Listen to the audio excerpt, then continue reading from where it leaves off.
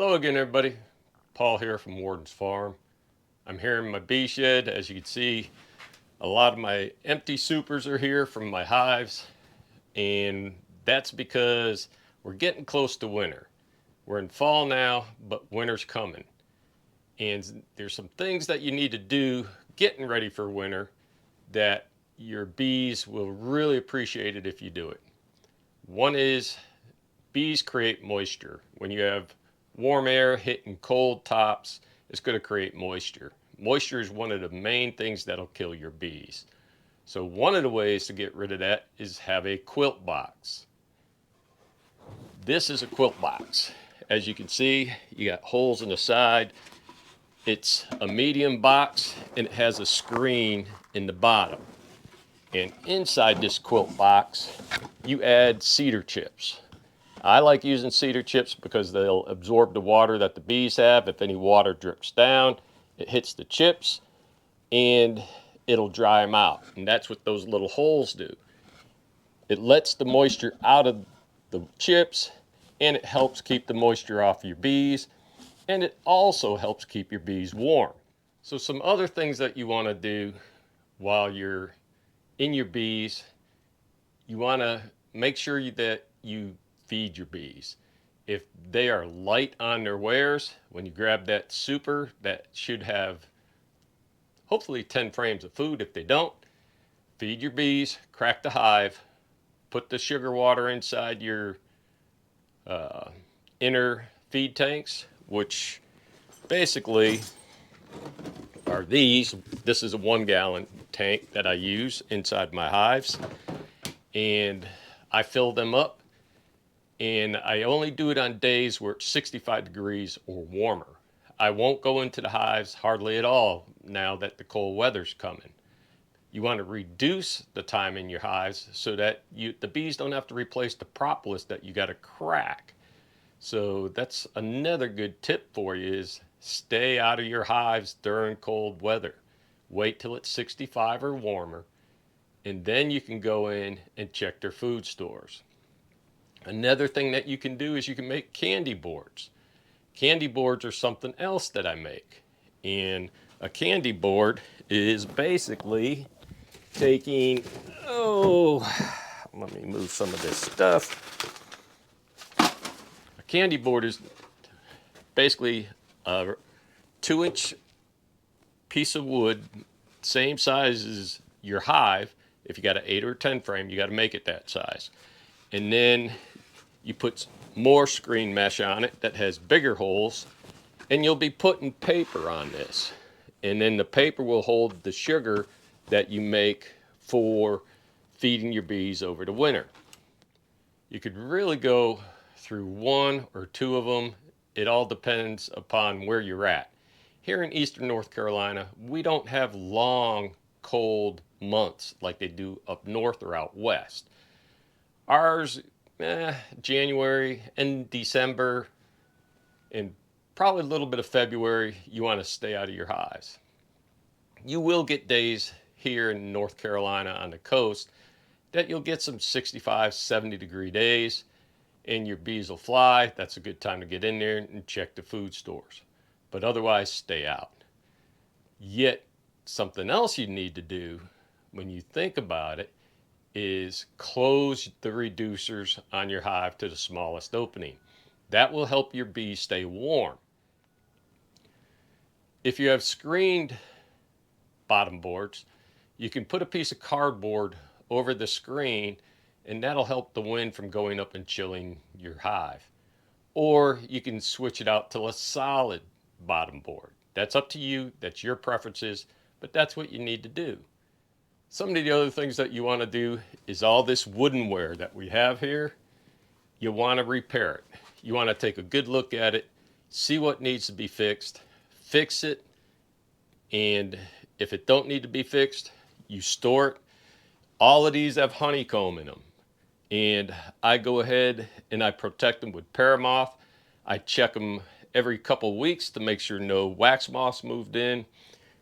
Down on the bottom, I got everything taped off so no wax moths can move in, but you never know.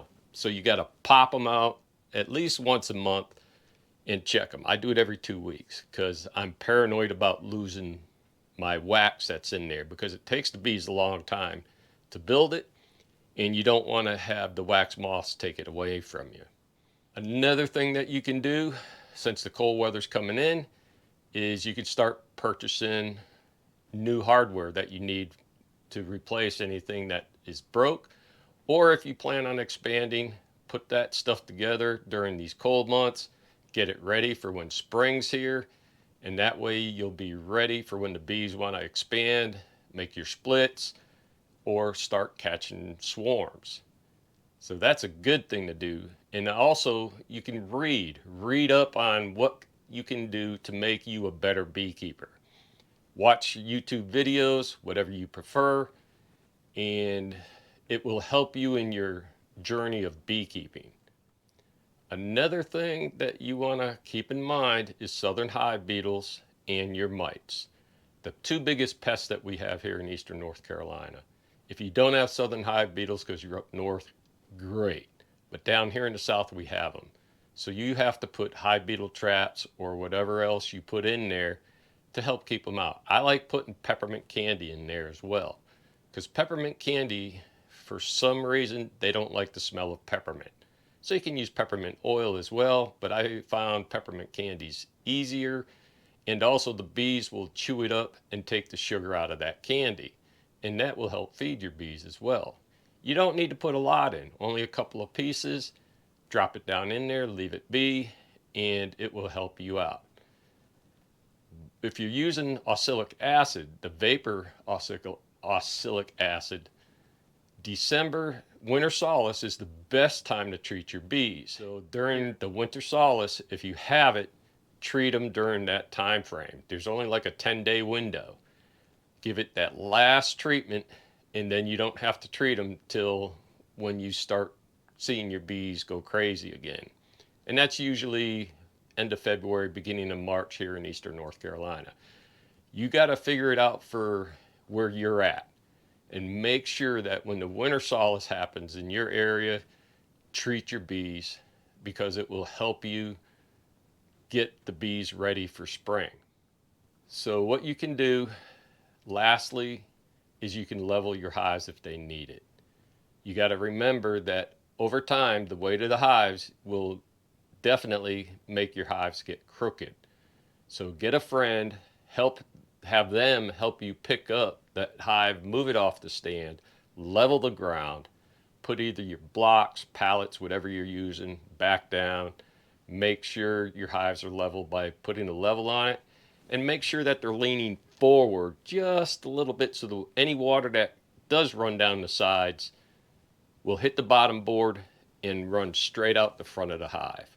That way that water doesn't freeze on your hives, or freeze on your bees rather, and end up killing your bees. So that's my recommendations, what you can do for your hives, getting ready for the winter. So now I'm going to pack up some gear. I'm going to head out to Cypress Creek. I'm going to feed the bees. It's a cool day. We're probably 55, 58 degrees. By the time I get out there, it should be 60. And all we're going to do is separate the boxes, slide them over a little bit, check them for food if they need it, put it in that feeder, close them back up, and stay out of them. You don't want to check the brood when it's below 65, because you can chill the brood, which means you can kill it. So you don't want to do that. So make sure you only feed them when it's pushing that 60, 65 degree mark. Above 65, you can go ahead and get into your hives. But I recommend not to do that this time of year, unless your hive needs to be combined with another hive because you got low numbers in two hives. Perfect time to combine them. And then make one hive that will have a lot of bees. You got to remember, when you go to combine them, don't add a second queen with a second queen.